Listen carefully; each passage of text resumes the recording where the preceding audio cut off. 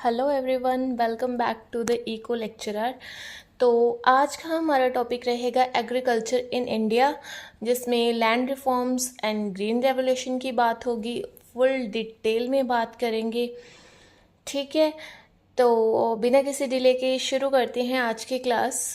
तो भारत को एक एग्रीकल्चर कंट्री कहा जाता है क्योंकि आज भी देश की लगभग 45% वर्कफोर्स अपनी रोजी रोटी के लिए ना एग्रीकल्चर और इससे जुड़े सेक्टर पर डिपेंड है। ठीक है, एग्रीकल्चर सिर्फ हमें फूड ही नहीं देता, हम बल्कि इंडस्ट्रीज को रॉ मटेरियल और देश की इकोनॉमी को भी मजबूत बनाता है। लेकिन आज़ादी के बाद इंडियन एग्रीकल्चर को कई प्रॉब्लम्स का सामना करना पड़ा। ठीक है, जैसे जिम्मेदारी सिस्टम हो गया, छोटी और बिखरी हुई लैंड होल्डिंग्स, कम प्रोडक्टिविटी और मॉनसून पर अधिक डिपेंडेंस। ठीक है, इन प्रॉब्लम्स को दूर करने के लिए गवर्नमेंट ने लैंड रिफॉर्म्स लागू किए थे। इसके बाद 1966-67 में ग्रीन रेवोल्यूशन की शुरुआत हुई, जिसने भारत के एग्रीकल्चरल सेक्टर में एक बड़ा बदलाव ला दिया।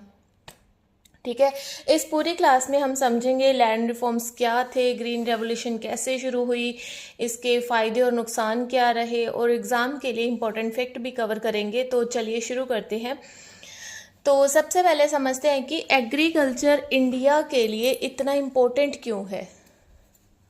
तो देखिए, पहला point, contribution to GDP. Agriculture, forestry और फिशिंग सेक्टर ये मिलकर भारत के जीडीपी ग्रोस डोमेस्टिक प्रोडक्ट में लगभग 16 से 18% का योगदान देते हैं। इसका मतलब है कि देश की इकोनॉमी का एक बड़ा हिस्सा एग्रीकल्चर से आता है। ठीक है, अब दूसरा पॉइंट, एम्प्लॉयमेंट। भारत की लगभग 45-46% वर्कफोर्स अपनी रोजी रोटी के लिए ना एग्रीकल्चर और इससे जुड़े कामों पर डिपेंड है। इसीलिए एग्रीकल्चर को रूरल एम्प्लॉयमेंट का सबसे बड़ा सोर्स माना जाता है। अब तीसरा पॉइंट देखिए, फूड सिक्योरिटी। आज भारत की आबादी 140 करोड़ से भी ज़्यादा है। ठीक है, इतनी बड़ी पॉपुलेशन के लिए अनाज, सब्जियां, फल और अन्य जो भी हमारे खाने की चीज़ें हैं, खाद्य पदार्थ हैं, एग्रीकल्चर ही तो प्रदान करता है। इसलिए एग्रीकल्चर हमारी फूड सिक्योरिटी की फाउंडेशन है। ठीक है, अब फोर्थ पॉइंट देखिए, रॉ मटेरियल फॉर इंडस्ट्रीज।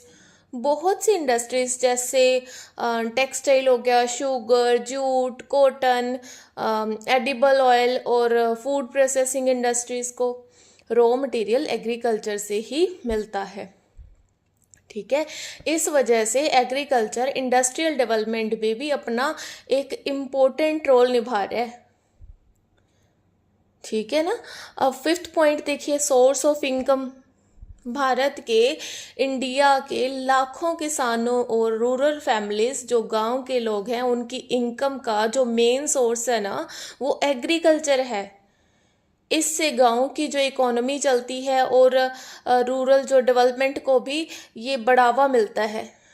ठीक है, तो इसीलिए हम कह सकते हैं कि एग्रीकल्चर सिर्फ हमें खाना ही नहीं देता, सिर्फ हमें भोजन ही नहीं देता, बल्कि एम्प्लॉयमेंट, इंडस्ट्रीज और पूरी इंडियन इकोनॉमी को सपोर्ट करता है ना। इसी वजह से एग्रीकल्चर को इंडियन इकोनॉमी की बैकबोन कहा जाता है। ध्यान रखना इस बात को। ठीक है, अब इसे याद कैसे रखना है, 3 पॉइंट याद रखिए इसके, जो हमने स्लाइड में अभी पढ़ा। एग्रीकल्चर फर्स्ट पॉइंट है, एग्रीकल्चर, फॉरेस्ट्री एंड फिशिंग का जीडीपी में कंट्रीब्यूशन कितना है, 16 से 18%। ठीक है, ये पॉइंट है जो हमें ध्यान रखने हैं, इम्पोर्टेंट है हमारे लिए जो पंजाब लेक्चरर के स्टूडेंट हैं। ठीक है, अब आगे बात करते हैं एम्प्लॉयमेंट की। 45-46% ऑफ वर्कफोर्स। ठीक है, इंडिया की पॉपुलेशन 140+ करोड़, जिसके लिए फूड सप्लाई एग्रीकल्चर से होती है। ठीक है, तो अब हम आगे बात करते हैं लैंड रिफॉर्म्स और ग्रीन रेवोल्यूशन से पहले भारत की एग्रीकल्चर क्या सिचुएशन क्या थी, क्या स्थिति थी। ठीक है, उसके बारे में बात करते हैं। ठीक है, आज़ादी से पहले और आज़ादी के बाद के कुछ सालों तक इंडियन एग्रीकल्चर बहुत पिछड़ी हुई थी। ठीक है, बहुत अंडर डेवलप्ड थी। किसान बहुत मेहनत करते थे लेकिन उन्हें उतना अच्छा उत्पादन नहीं होता था, उतना अच्छा उनकी इनकम नहीं मिलती थी। ठीक है, इसके पीछे के कारण क्या थे? कई कारण थे इसके पीछे, अब उन्हें समझ लेते हैं। फर्स्ट है जमींदारी सिस्टम। तो सबसे पहली प्रॉब्लम थी जमींदारी सिस्टम। इस सिस्टम में जमीन का मालिक जमींदार होता था। ठीक है, जबकि खेती किसान करता था। समझ रहे हो? किसान को फसल का बड़ा हिस्सा जमींदार को देना पड़ता था। इस वजह से किसान गरीब ही रहते थे और अपनी जमीन में सुधार करने के लिए पैसे नहीं बचा पाते थे। ठीक है, ये प्रॉब्लम थी सबसे बड़ी। शायद आपने पहले ज़मींदारी सिस्टम पढ़ा भी होगा, क्योंकि ये चैप्टर शायद 10th की क्लास में भी है, हम +1 2 में भी पढ़ते हैं। जो इकोनॉमिक्स के स्टूडेंट हैं वो ग्रेजुएशन पोस्ट ग्रेजुएशन में भी पढ़ा होगा, जो अभी पंजाब लेक्चर की तैयारी कर रहे हैं। ठीक है, तो लेकिन अब हम इन्हें डिटेल में और अपने एग्ज़ाम के पॉइंट ऑफ व्यू से समझेंगे हर चीज़ को। तो चलिए चलते हैं अपने सेकेंड पॉइंट पर, small and fragmented land holdings. दूसरी प्रॉब्लम, छोटी और बिखरी हुई ज़मीन। कई किसानों की ज़मीन एक जगह ना होकर अलग अलग टुकड़ों में होती थी। इससे ट्रैक्टर और जो हमारी और मशीन्स का इस्तेमाल बहुत मुश्किल हो जाता था। समय और पैसे दोनों ज़्यादा लगते थे। ठीक है ना, लेकिन जो उत्पादन था वो भी कम ही होता था, क्योंकि जब थोड़ी सी ज़मीन यहाँ पे है, थोड़ी सी वो किसी और खेत में है, तो वो उनको मतलब मुश्किल हो जाता था। तो उसकी वजह से जो उनकी उत्पादन होता था वो भी कम होता था, फसल कम होती थी। ठीक है, अब थर्ड पॉइंट है लो प्रोडक्टिविटी। तीसरी प्रॉब्लम, कम प्रोडक्टिविटी। उस समय किसानों के पास हाई यील्डिंग वैरायटी सीड्स नहीं थे। केमिकल फर्टिलाइज़र और पेस्टिसाइड्स का इस्तेमाल भी बहुत कम होता था, जैसे आजकल बहुत ज़्यादा होने लग गया ना, और सिंचाई की सुविधा भी कम थी। इसलिए 1 हेक्टेयर ज़मीन में से बहुत कम फसल मिलती थी। ठीक है, अब फोर्थ पॉइंट है डिपेंडेंस ऑन मानसून। ज़्यादातर लोग बारिश पर, मानसून पर डिपेंड थे। ठीक है, उस समय भारत की लगभग 70% से ज़्यादा खेती बारिश पर निर्भर थी। अगर बारिश अच्छी होती थी तो फसल अच्छी होती थी, लेकिन अगर बारिश कम होती थी या देर से होती थी तो फसल ख़राब भी हो जाती थी और किसानों को बहुत बड़ा नुकसान भी होता था। ठीक है, अब फिफ्थ पॉइंट देखिए, lack of modern facilities. Modern facilities की भी कमी थी। बहुत से गांवों में इरिगेशन, बिजली, स्टोरेज, ट्रांसपोर्ट और मार्केट की जैसी ये सुविधाएं ना नहीं थी तब ये सुविधाएं। इसलिए फसल को सुरक्षित रखना, उसको संभालना और बाज़ार तक पहुंचाना बहुत मुश्किल होता था। कई बार किसान मजबूरी में अपनी फसल कम दाम पर भी बेच देते थे। तो इसका रिज़ल्ट क्या हुआ? इन सब प्रॉब्लम्स का सीधा सीधा असर एग्रीकल्चर पर ही पड़ा। फूड ग्रेन्स का प्रोडक्शन बहुत कम था, देश में कई बार अनाज की कमी भी हो जाती थी, किसानों की इनकम बहुत कम थी और गरीबी ज़्यादा थी। 1960 के जो दशक के शुरुआती सालों में भारत को अमेरिका से PL 480 प्रोग्राम के तहत जो हमारी कनक है, गेहूं है, वीट इंपोर्ट करना पड़ा। ठीक है, 1960 में शुरुआत के सालों में ना इंडिया को अमेरिका से PL 480 एक प्रोग्राम था, जिसके ज़रिए इनको वहाँ से जो वीट थी वो इंपोर्ट करना पड़ा। इससे पता चलता है कि उस समय भारत फूड प्रोडक्शन के मामले में सेल्फ सफिशिएंट नहीं था, है ना। तो यही सब प्रॉब्लम्स देखकर सरकार ने एग्रीकल्चर में बड़े चेंजेस लाने का फैसला किया। सबसे पहले लैंड रिफॉर्म्स लागू किए गए और उसके बाद 1966-67 में ग्रीन रेवोल्यूशन शुरू की गई। इन दोनों ने इंडियन एग्रीकल्चर को बदलने में बहुत इम्पोर्टेंट रोल निभाया। अब याद रखने वाली बातें क्या हैं इसमें? ज़मींदारी सिस्टम, किसानों का शोषण, यही समझा ना हमने। Second point, small and fragmented holding मतलब low productivity. Third point, 70% plus agriculture monsoon पर dependent, pre green revolution period जिसे बोलते हैं। फोर्थ पॉइंट इसमें याद रखने वाला है PL 480 प्रोग्राम, जिसमें 1960 में इंडिया ने USA से वीट इंपोर्ट किया। ठीक है, होपफुली आपको सब समझ आ रहा होगा। ठीक है, तो आगे हम समझते हैं कि लैंड रिफॉर्म्स होते क्या हैं, क्या होते हैं लैंड रिफॉर्म्स।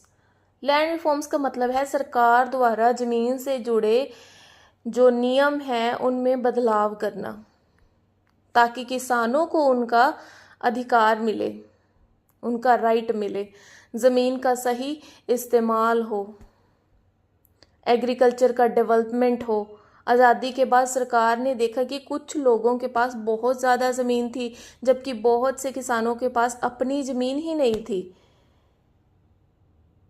इसी असमानता को दूर करने के लिए लैंड रिफॉर्म्स शुरू किए गए।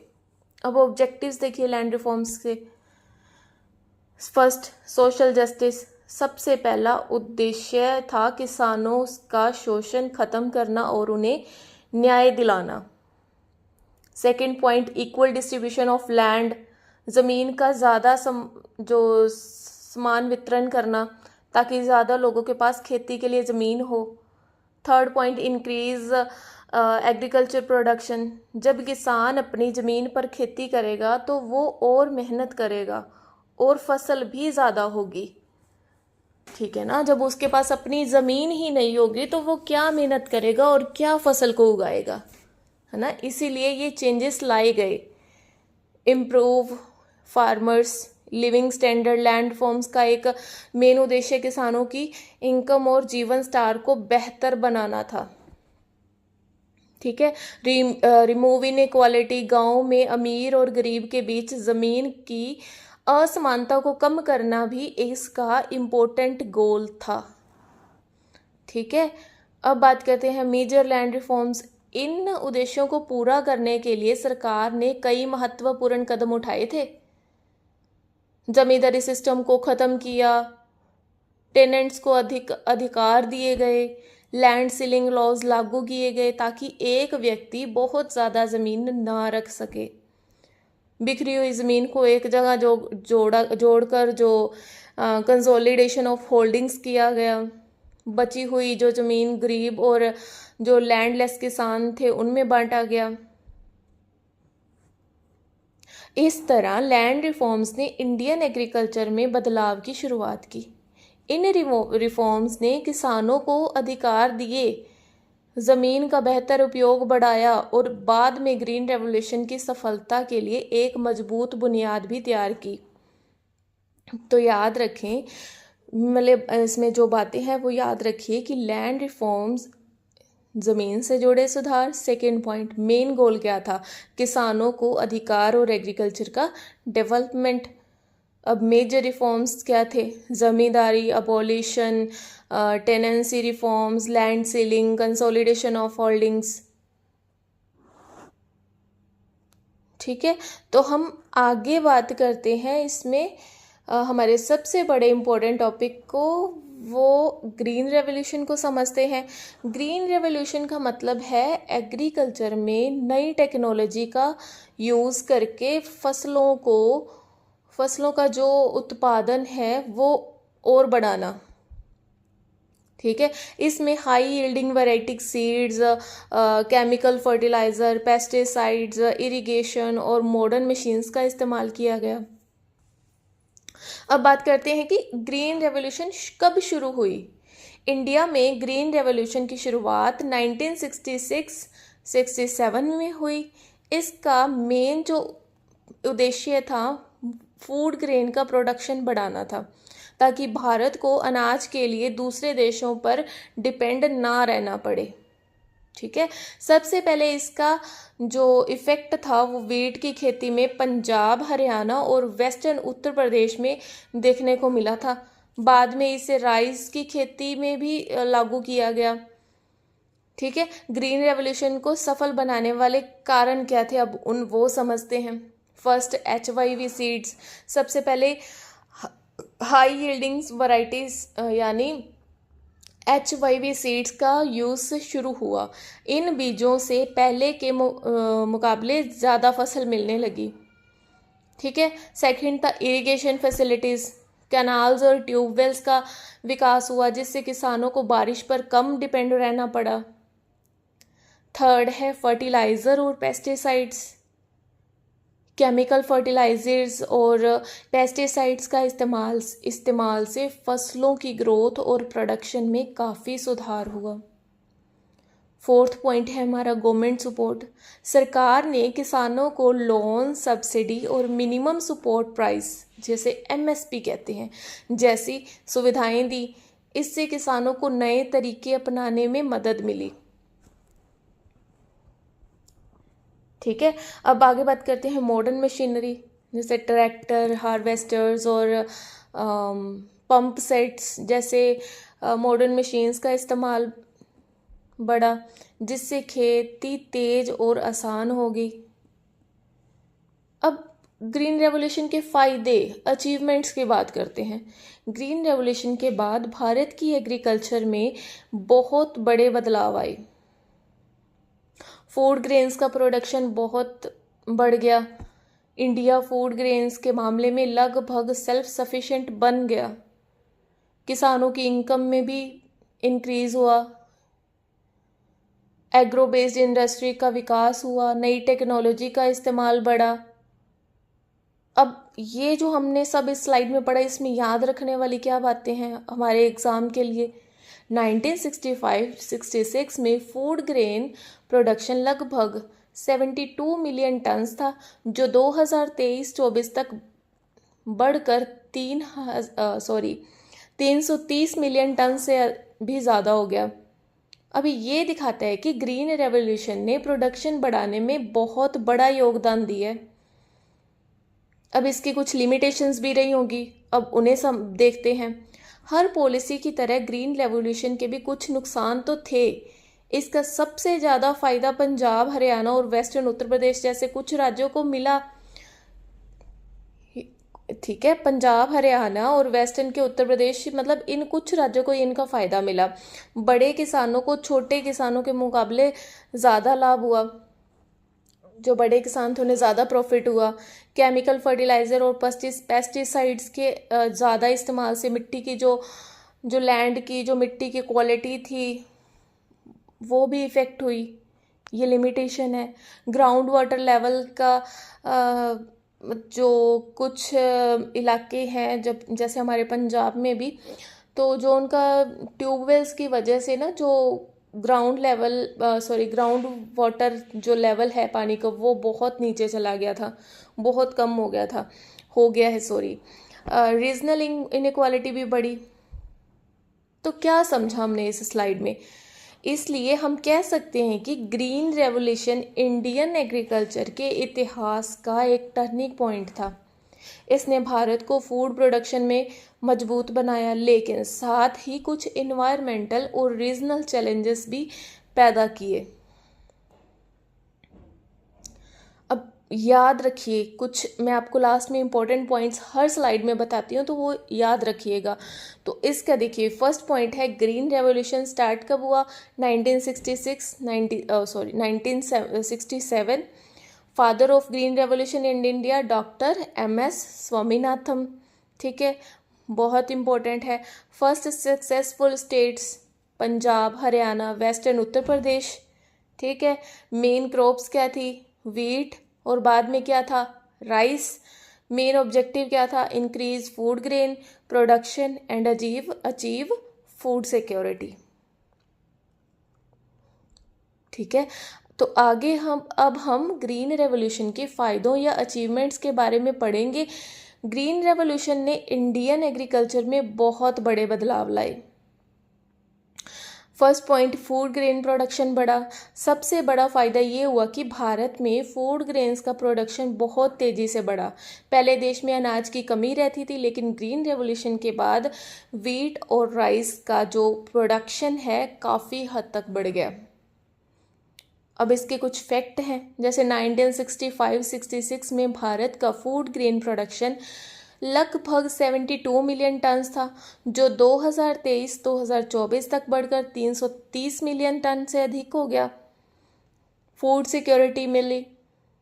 प्रोडक्शन बढ़ने के बाद भारत धीरे धीरे फूड ग्रेन्स के मामले में सेल्फ सफिशिएंट बन गया। अब देश को पहले की तरह बार बार अनाज इंपोर्ट करने की ज़रूरत नहीं पड़ी। ठीक है।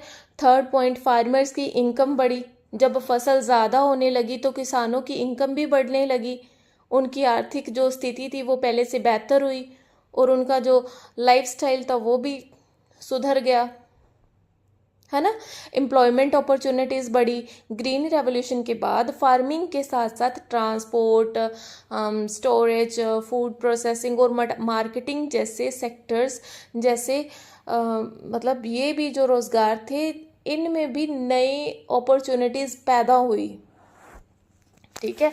एग्रो बेस्ड इंडस्ट्रीज़ का विकास हुआ। जब एग्रीकल्चरल प्रोडक्शन बढ़ा तो sugar mills, textile industries, food processing industries और फर्टिलाइज़र इंडस्ट्रीज़ का भी तेज़ी से विकास हुआ। अब इसके कुछ और बेनिफिट्स थे, उसे भी देखते हैं। ग्रीन रेवोल्यूशन के कुछ और भी फ़ायदे हुए, जैसे इरिगेशन फैसिलिटीज़ में सुधार हुआ, गांव में रोड्स, स्टोरेज और मार्केट का विकास हुआ, मॉडर्न टेक्नोलॉजी और रिसर्च को बढ़ावा मिला, इंडिया की दूसरे देशों पर फूड ग्रेन्स के लिए निर्भरता ख़त्म हो गई। तो किस कंक्लूज़न पर हम पहुँचे? ठीक है, अब वो देखते हैं कि ग्रीन रेवोल्यूशन ने भारत को फूड ग्रेन्स के मामले में भी मजबूत बनाया। इसने एग्रीकल्चर को मॉडर्न बनाया, किसानों की इनकम बढ़ाई और देश की इकोनॉमी को भी मजबूती दी। ठीक है। अब जो आपको पॉइंट याद रखने हैं वो देखिए। ग्रीन रेवोल्यूशन कब स्टार्ट हुआ? 1966-67। Father of green revolution in India doctor MS Swaminathan. First successful states Punjab, Haryana and western Uttar Pradesh. Main crop wheat और बाद में राइस।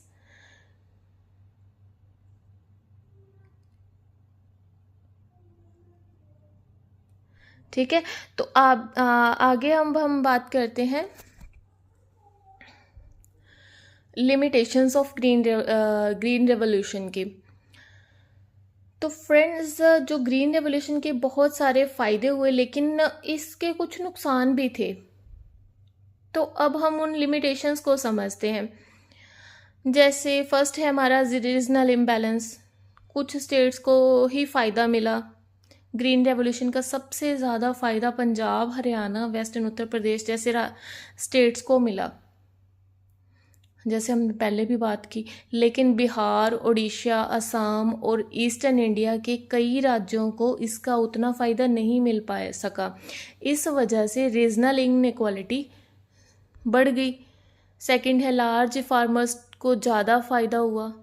HYV सीड्स, फर्टिलाइज़र्स और मशीन्स खरीदने के लिए पैसों की ज़रूरत थी। बड़े किसानों के पास पैसा था, इसलिए उन्होंने ज़्यादा फ़ायदा उठाया। छोटे और गरीब किसानों को उतना फ़ायदा नहीं मिल सका।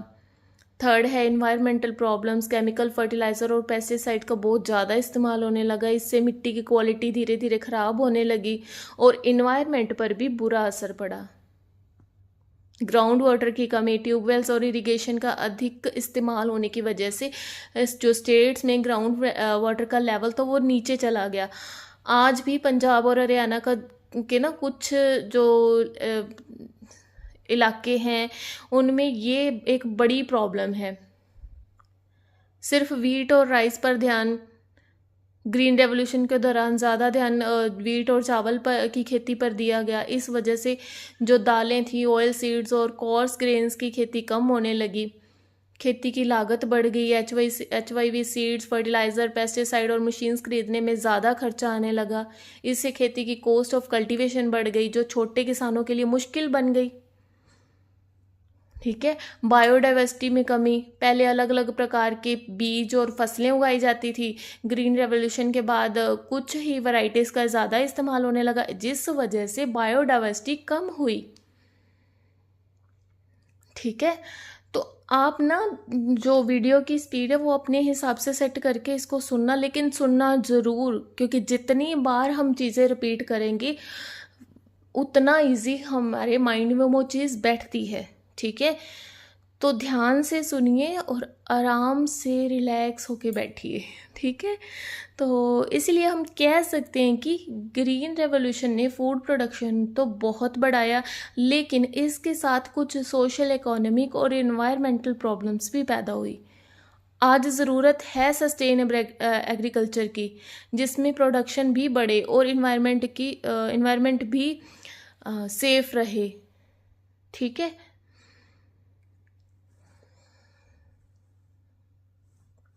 तो आगे हम बात करते हैं ग्रीन रेवोल्यूशन ने फूड प्रोडक्शन को सस्टेनेबल एग्रीकल्चर की। ग्रीन रेवोल्यूशन ने फूड प्रोडक्शन को बढ़ा दिया, लेकिन इसके साथ कुछ प्रॉब्लम्स भी सामने आई। इसलिए आज हमें सस्टेनेबल एग्रीकल्चर की शुरुआत है।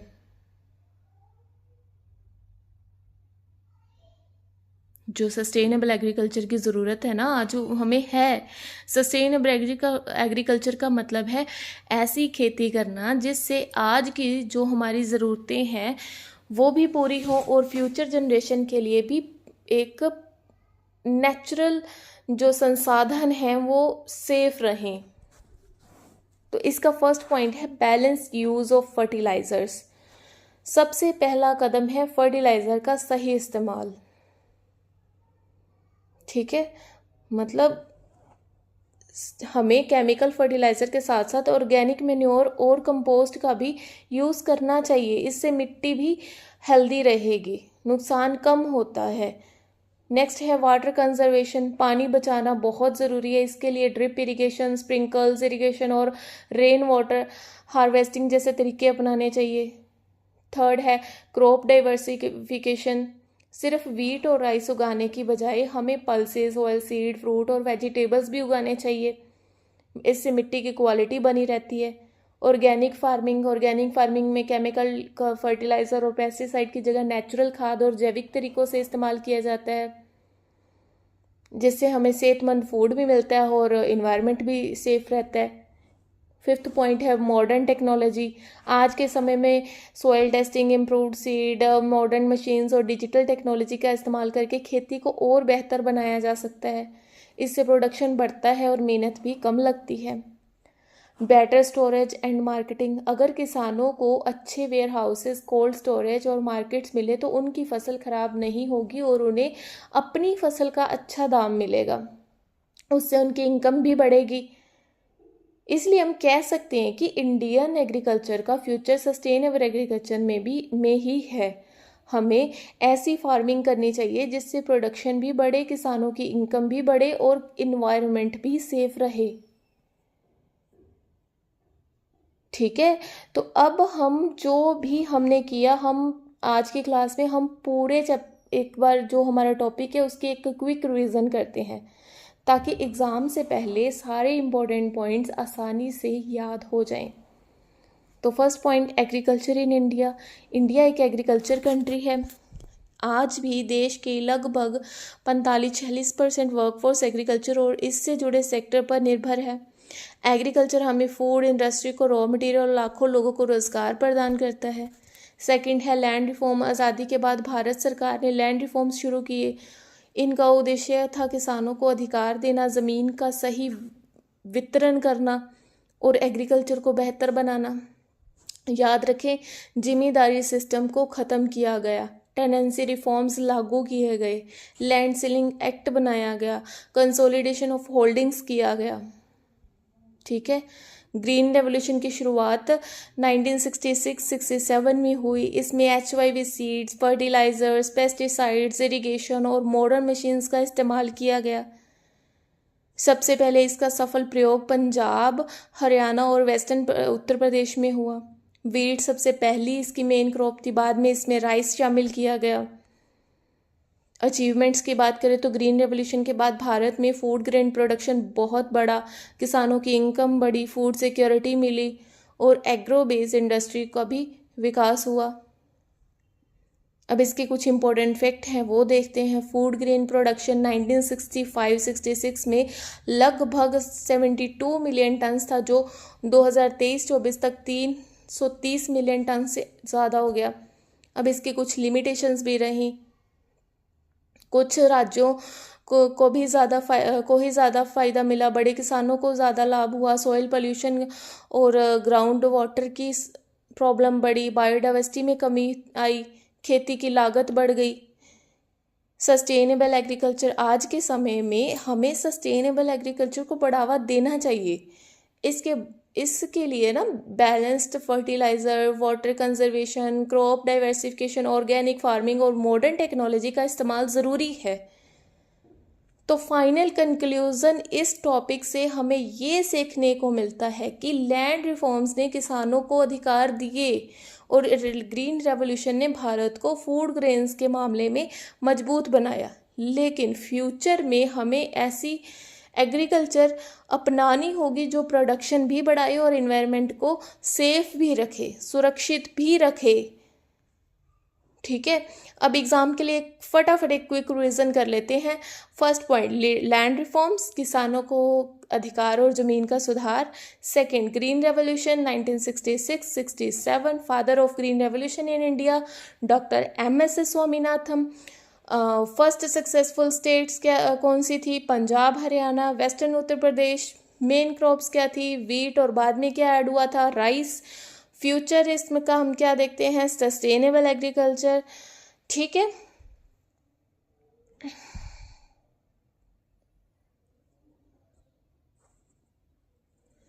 तो आज की क्लास हम यहीं पे ख़त्म करते हैं।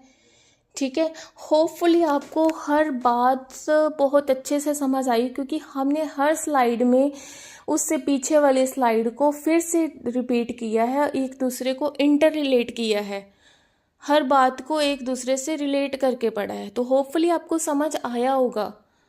अगर आपको एक बार में लग रहा है ना कि बहुत ज़्यादा हो गया, तो आप वीडियो को दोबारा रिपीट करके देख सकते हैं, स्पीड को अपने हिसाब से एडजस्ट कर सकते हैं। ठीक है, तो आज की क्लास को यहीं पे ख़त्म करते हैं। अगर आपको क्लास अच्छी लगी हो तो लाइक करें, कमेंट करके ज़रूर बताइए आपको कैसा लगा, और सब्सक्राइब जरूर करिए, चैनल को सपोर्ट कीजिए। इतना फ्री में आपको इतना डिटेल में कहीं में भी नहीं मिलेगा ये सब।